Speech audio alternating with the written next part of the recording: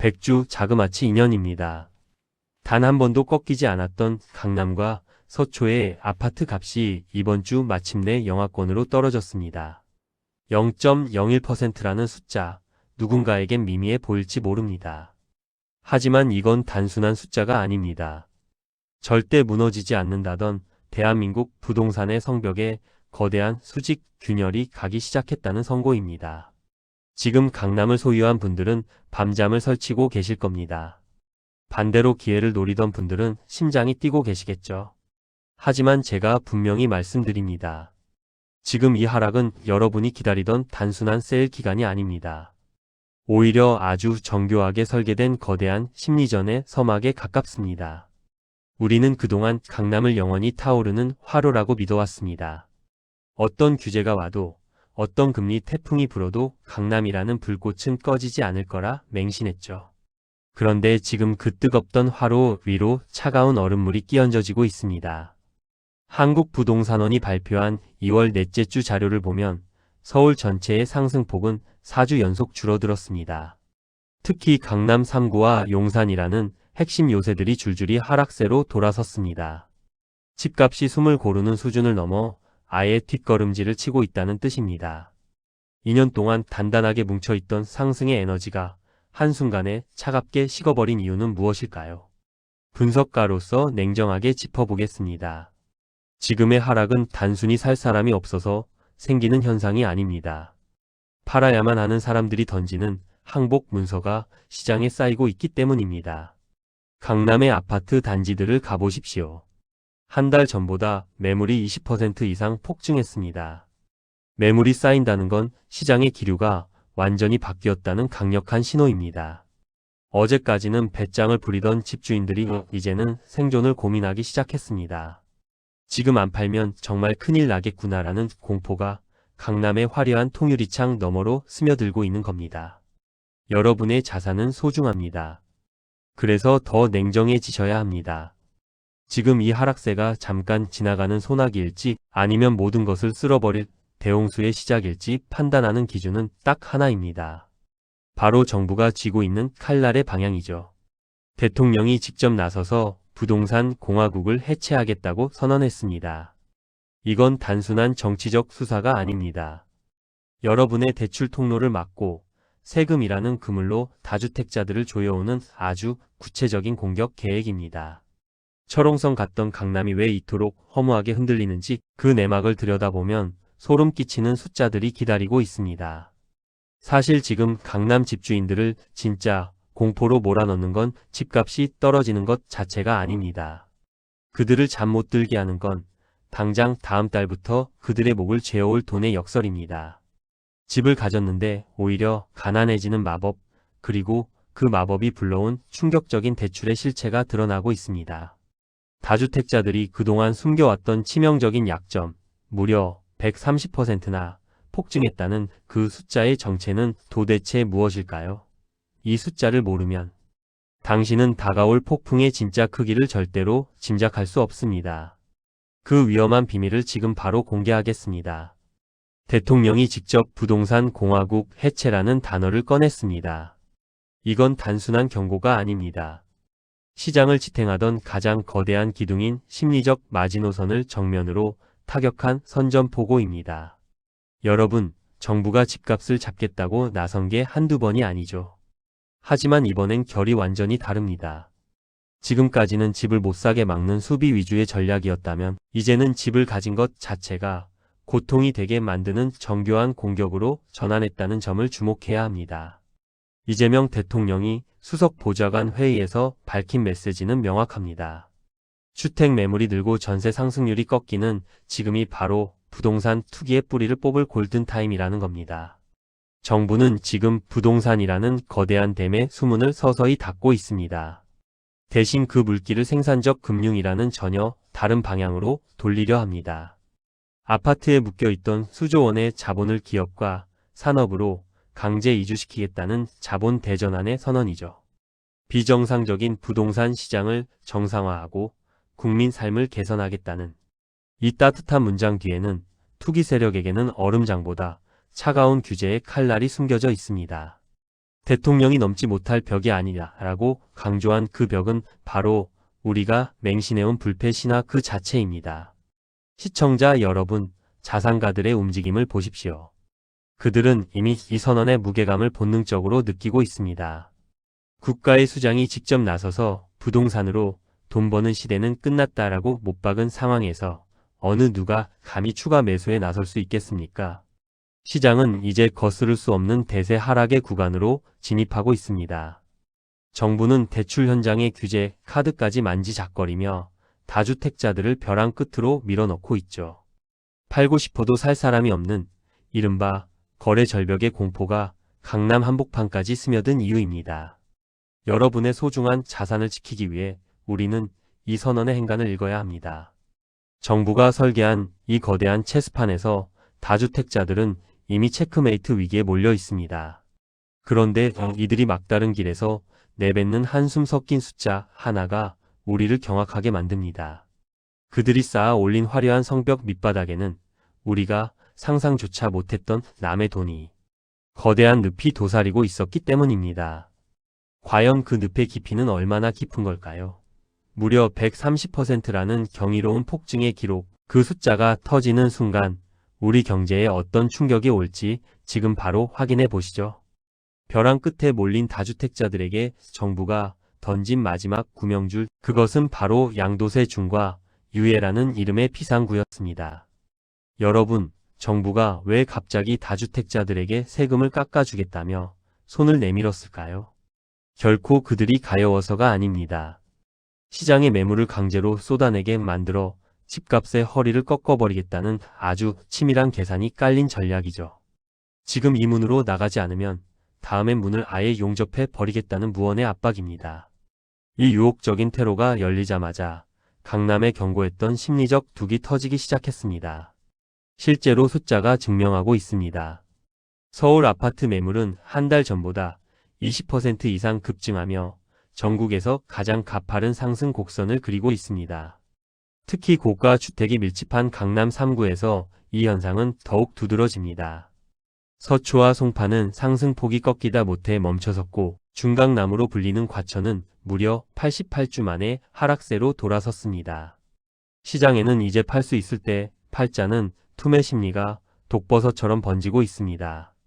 비유하자면 거대한 여객선에 물이 차오르기 시작하자 구명보트를 먼저 차지하려는 1등석 승객들의 처절한 탈출극이 시작된 셈입니다. 하지만 여기서 우리는 아주 냉정하게 질문을 던져야 합니다.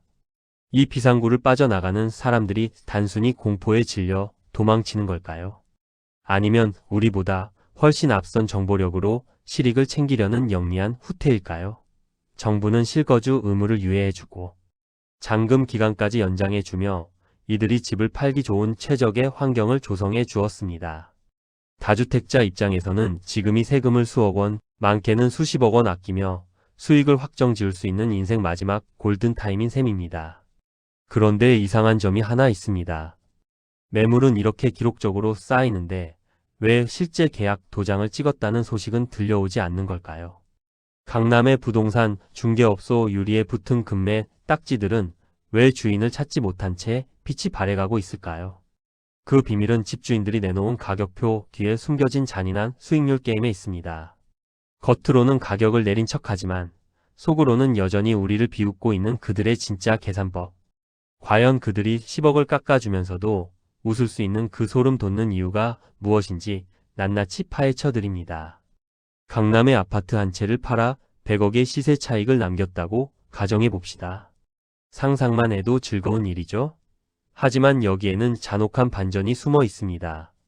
만약 정부가 정한 유예 기간을 놓쳐 양도세 중과라는 철퇴를 맞게 되면 여러분의 손에 쥐어지는 돈은 얼마일까요? 놀라지 마십시오. 무려 80억 원이 세금으로 증발합니다. 국가가 수익의 80%를 가져가는 셈이죠. 열심히 집값을 올리며 버텼던 시간이 결국 국가를 위한 봉사활동으로 끝날 수 있다는 공포. 이것이 지금 강남 집주인들을 미치게 만드는 80억의 저주입니다. 비유하자면 다주택자들은 지금 거대한 세금 폭탄을 안고 달리는 이어달리기 주자들과 같습니다.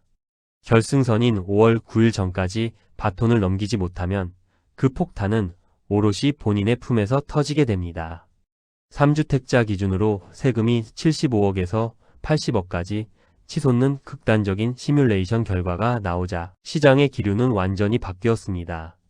내 자존심보다 내 지갑이 먼저다라는 냉혹한 현실 자각 타임이 온 것이죠. 이제 강남의 거실에서는 집값이 오르길 기도하는 소리가 아니라 세무사와 상담하며 한숨 쉬는 소리만 가득합니다. 그런데 여기서 소름 끼치는 대목은 집주인들의 웃음 섞인 금매입니다. 집값을 10억이나 낮췄어요 라며 울상을 짓는 그들의 속마음을 들여다보셨나요? 10억을 깎아줘도 중과세 유예 혜택만 받는다면 세금에서 아끼는 돈이 무려 40억 원이 넘습니다. 결국 10억을 손해보는 척하면서 뒤로는 30억 원을 더 챙기는 고도의 심리전이죠. 겉으로는 가격이 떨어지는 하락장처럼 보이지만 실제로는 다주택자들이 정부가 깔아준 판 위에서 세금을 아끼며 우아하게 엑시트 에그지를 준비하고 있는 것입니다. 이것이 바로 강남 집값이 멈춰선 진짜 이유입니다. 그들은 바보가 아닙니다. 폭락하기 전에 가장 비싼 값에 가장 적은 세금을 내고 나갈 수 있는 최적의 지점을 찾고 있을 뿐입니다. 하지만 이 영리한 게임이 모두에게 승리를 안겨줄까요? 강남이라는 거대한 댐에서 시작된 이 냉기가 서울의 다른 지역, 특히 대출 규제의 사각지대에 있는 중저가 아파트들까지 얼려버릴 수 있을까요? 아니면 오히려 그 틈을 타 예상치 못한 반격이 시작될까요? 강남의 눈물이 다른 동네의 웃음이 되는 기이한 현상, 그 양극화의 실체를 바로 확인해 보시죠. 강남의 아파트 한 채를 팔아 100억의 시세 차익을 남겼다고 가정해 봅시다. 상상만 해도 즐거운 일이죠? 하지만 여기에는 잔혹한 반전이 숨어 있습니다. 만약 정부가 정한 유예 기간을 놓쳐 양도세 중과라는 철퇴를 맞게 되면 여러분의 손에 쥐어지는 돈은 얼마일까요? 놀라지 마십시오. 무려 80억 원이 세금으로 증발합니다. 국가가 수익의 80%를 가져가는 셈이죠. 열심히 집값을 올리며 버텼던 시간이 결국 국가를 위한 봉사활동으로 끝날 수 있다는 공포. 이것이 지금 강남 집주인들을 미치게 만드는 80억의 저주입니다. 비유하자면 다주택자들은 지금 거대한 세금 폭탄을 안고 달리는 이어달리기 주자들과 같습니다. 결승선인 5월 9일 전까지 바톤을 넘기지 못하면 그 폭탄은 오롯이 본인의 품에서 터지게 됩니다. 3주택자 기준으로 세금이 75억에서 80억까지 치솟는 극단적인 시뮬레이션 결과가 나오자 시장의 기류는 완전히 바뀌었습니다. 내 자존심보다 내 지갑이 먼저다라는 냉혹한 현실 자각 타임이 온 것이죠. 이제 강남의 거실에서는 집값이 오르길 기도하는 소리가 아니라 세무사와 상담하며 한숨 쉬는 소리만 가득합니다. 그런데 여기서 소름 끼치는 대목은 집주인들의 웃음 섞인 금매입니다. 집값을 10억이나 낮췄어요 라며 울상을 짓는 그들의 속마음을 들여다보셨나요? 10억을 깎아줘도 중과세 유예 혜택만 받는다면 세금에서 아끼는 돈이 무려 40억 원이 넘습니다. 결국 10억을 손해보는 척하면서 뒤로는 30억 원을 더 챙기는 고도의 심리전이죠. 겉으로는 가격이 떨어지는 하락장처럼 보이지만 실제로는 다주택자들이 정부가 깔아준 판 위에서 세금을 아끼며 우아하게 엑시트 에그지를 준비하고 있는 것입니다. 이것이 바로 강남 집값이 멈춰선 진짜 이유입니다. 그들은 바보가 아닙니다. 폭락하기 전에 가장 비싼 값에 가장 적은 세금을 내고 나갈 수 있는 최적의 지점을 찾고 있을 뿐입니다. 하지만 이 영리한 게임이 모두에게 승리를 안겨줄까요? 강남이라는 거대한 댐에서 시작된 이 냉기가 서울의 다른 지역, 특히 대출 규제의 사각지대에 있는 중저가 아파트들까지 얼려버릴 수 있을까요? 아니면 오히려 그 틈을 타 예상치 못한 반격이 시작될까요? 강남의 눈물이 다른 동네의 웃음이 되는 기이한 현상, 그 양극화의 실체를 바로 확인해 보시죠. 5월 9일 이 날짜를 달력에 빨간색으로 표시해 두십시오. 대한민국 부동산 시장의 운명이 갈리는 운명의 데드라인입니다. 여러분, 정부가 허락한 양도세 중과 유예라는 마법은 영원하지 않습니다. 5월 10일 자정이 되는 순간 다주택자들을 보호하던 방어막은 신기루처럼 사라지고 다시 수십억 원의 세금 폭탄이 그들의 머리 위로 떨어지게 됩니다. 이제 남은 시간은 단 석 달, 시장은 지금 폭풍 전야의 고요함 속에 극도의 눈치 싸움을 벌이고 있습니다. 비유하자면 우리는 지금 거대한 모래시계가 뒤집힌 세상을 살고 있습니다. 모래알이 하나둘 떨어질수록 다주택자들의 심박수는 빨라집니다. 5월 9일까지 잔금을 치르거나 최소한 계약이라도 마쳐야만 그 귀한 탈출권을 쓸 수 있기 때문입니다. 하지만 문제는 여기서 발생합니다. 팔고 싶은 사람은 줄을 섰는데 살 사람은 대출 규제라는 족쇄에 묶여 꼼짝도 못하고 있습니다. 매물은 쏟아지는데 거래는 성사되지 않는 지독한 미스매치가 강남을 넘어 서울 전역을 덮치고 있는 것이죠. 분석가로서 가장 우려하는 시나리오는 5월 10일 이후의 매물 잠김 현상입니다. 이때까지 집을 팔지 못한 다주택자들은 어떤 선택을 할까요? 에라 모르겠다. 그냥 증여하거나 끝까지 버티자며 문을 걸어 잠글 가능성이 매우 높습니다.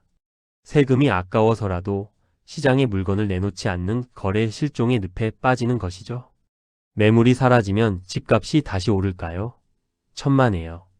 살 사람도 없고 팔 사람도 없는 그야말로 시장이 동사해버리는 최악의 침체기가 시작될 수 있습니다. 정부는 이미 다음 수를 준비하고 있습니다. 5월의 데드라인이 지나도 시장이 안정되지 않는다면 보유세 인상과 공정시장 가액 비율 상향이라는 더 날카로운 메스를 들이댈 것입니다. 집을 가진 것이 축복이 아니라 거대한 짐이 되는 시대, 우리는 지금 그 입구에 서 있습니다. 이제 마지막 질문을 던져야 할 때입니다. 이 혼돈의 끝에서 당신의 자산은 안전할까요? 15년 경력의 분석가로서 제가 내린 결론, 그리고 당신이 오늘 당장 실행해야 할 생존 전략을 가감없이 공개하겠습니다. 부동산으로 돈을 벌어 나라가 망한다는 대통령의 경고, 여러분은 그저 스쳐 지나가는 말로 들으셨습니까? 15년 넘게 시장의 생리를 지켜본 제 눈에는 이 발언이 단순한 구호가 아닌 대한민국 경제의 체질을 바꾸겠다는 거대한 설계도로 읽힙니다. 이제 부동산은 사두기만 하면 금값이 되는 화수분이 아닙니다. 오히려 가지고 있다는 사실만으로도 매달 통장 잔고를 갉아먹는 비용의 늪으로 변하고 있습니다.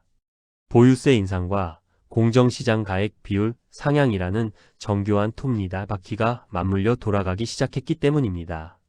비유하자면 우리는 지금 소유의 축복이 관리의 저주로 바뀌는 변곡점에 서 있습니다.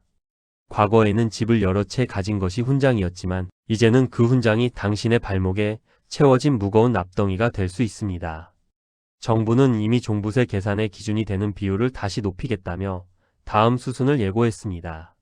세금을 내기 위해 대출을 받고 그 대출 이자를 갚기 위해 다시 허덕이는 악순환. 이것이 바로 정부가 설계한 부동산 공화국 해체의 본질적인 풍경입니다. 자산가들은 이미 움직이고 있습니다. 그들은 강남의 똘똘한 한 채마저도 수익률이 나지 않는다면 과감히 던질 준비를 마쳤습니다. 그런데 여러분은 여전히 언젠가는 오르겠지라는 막연한 희망 고문에 시달리고 계시지는 않습니까? 분석가로서 단언컨대 이제 시장의 주도권은 파는 사람에서 안 사는 사람으로 넘어갔습니다. 가격을 결정하는 건 집주인의 배짱이 아니라 규제에 묶인 매수자의 텅 빈 주머니입니다. 무리한 영끌이나 투기적 베팅이 통하던 시대는 이미 저물었습니다. 마지막으로 제언합니다. 지금 당신의 포트폴리오를 냉정하게 재설계하십시오. 살고 있는 집이 자산인지 아니면 나를 가난하게 만드는 부채인지 숫자로 증명해 보십시오. 하락장의 바닥이 어디인지 맞추려 애쓰는 대신 변화된 게임의 규칙에 적응하는 것이 먼저입니다. 강남 불패의 신화가 무너진 자리에 새로운 경제적 질서가 세워지고 있습니다. 그 질서의 파도 위에서 휩쓸려 갈 것인가, 아니면 중심을 잡고 살아남을 것인가. 그 선택은 오직 오늘 이 진실을 마주한 당신의 몫입니다.